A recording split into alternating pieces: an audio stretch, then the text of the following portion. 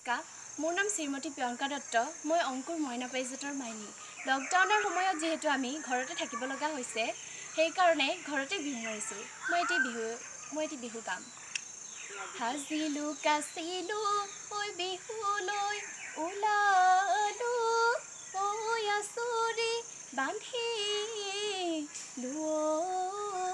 ঐ খোপা, লাহৰি হাততে ঐ জেতুকা বোলালো, ঐ গাতে মেৰিয়ালো ৰিহা, নৈ কাষৰ বিৰিণা ককাইটি ঐ হালে জালে জানানে, পচুৱাৰ পৰশ পাই আমে মলিয়ালে ককাইটি ঐ, জামে নুমলিয়ালে বসন্তৰ পৰশ পাই, মোৰে কোমলে হাই পিছা পিছা কৰে জানানে ককাই ঐ,